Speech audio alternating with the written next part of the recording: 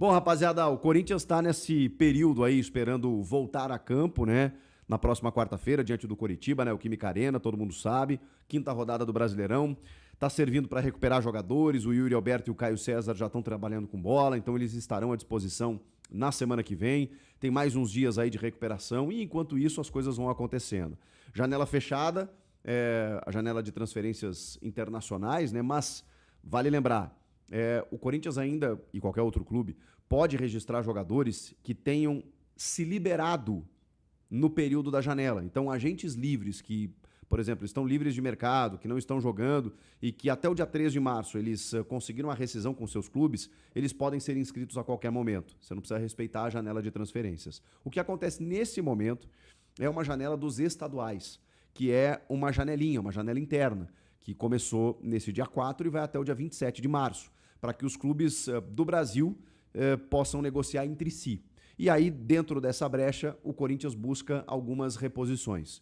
Existe a informação, né, a necessidade de, para vencer aí uma temporada que promete ser desgastante, longa e competitiva, com Libertadores, Copa do Brasil, Brasileirão e tudo mais, de que ainda restam 2 a 3 reforços.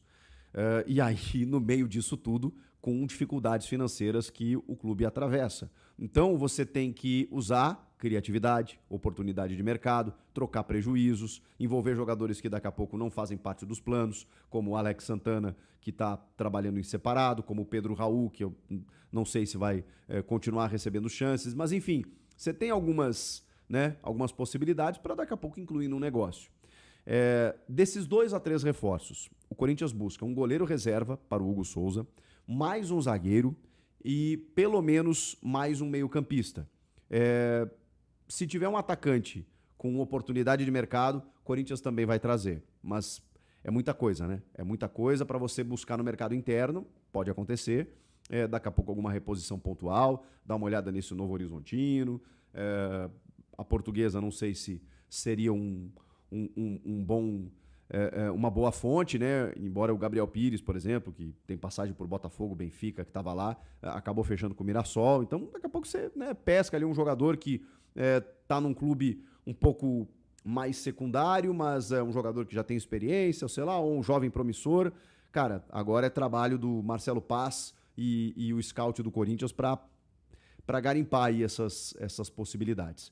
O goleiro reserva, falamos aqui que o João Ricardo tinha uma lesão desde agosto, outubro do ano passado, na verdade, que ele não entra em campo, uma lesão, acho que no ombro, se eu não me engano, e ele foi reprovado nos exames, 37 anos, voltou para o Fortaleza. O goleiro Neto, o Corinthians abriu conversas, goleiro do Botafogo, 36 anos, não está sendo relacionado pelo Martim Anselmi e é um cara com um currículo absurdo, absurdo.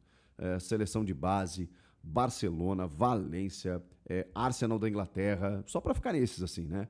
O cara passou a vida inteira na Europa, revelado pelo Atlético Paranaense. E ele não tá jogando. Então, o Corinthians fez uma proposta, só que tem um grande problema, que a rapaziada do meu timão acabou descobrindo, estava ouvindo lá, tabelando com o Marco Belo e o Flávio Ortega. O Neto ganha um salário muito alto, mas muito alto. Acima do que ganha o Hugo Souza, por exemplo. E olha que o Hugo é bem valorizado no Corinthians, tá? Pela informação que eu tenho. Então, o que a gente está falando aqui?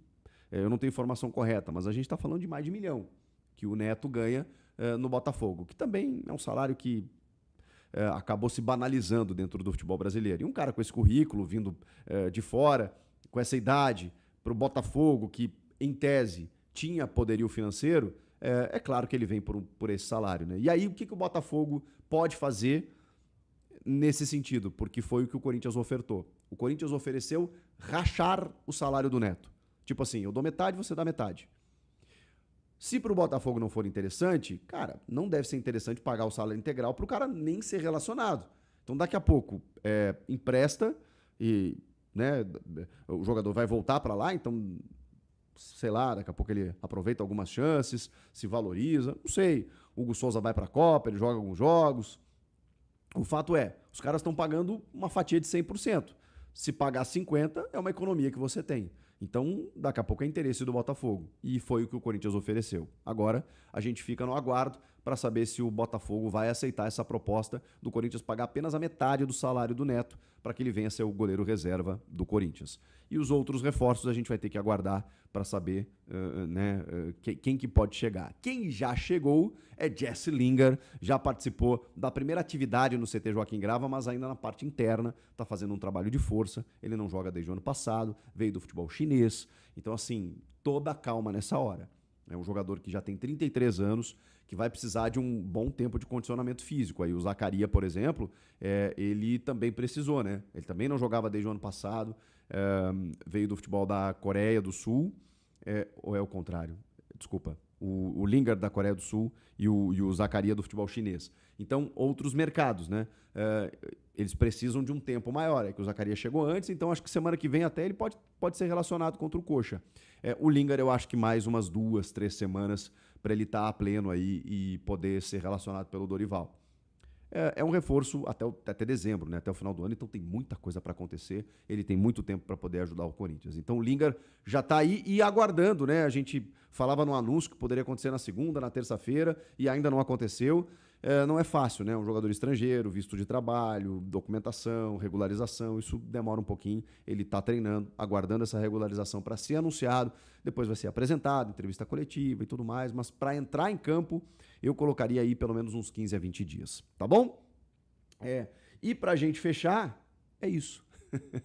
É isso. Eu tô pescando aqui mais informações do Corinthians para manter vocês atualizados, né? O Corinthians está apenas em fase de treinamentos, organização, olho no mercado, visando a retomada do futebol na próxima semana. O que vocês acharam dessas notícias? Comentem aqui, inscreva-se no canal. Obrigado pela companhia de sempre. Deixa o teu like e te inscreve, meu amigo. Pô, me ajuda muito se você se inscrever, tá bom? Pedido meu. Até a próxima. Valeu. Tchau.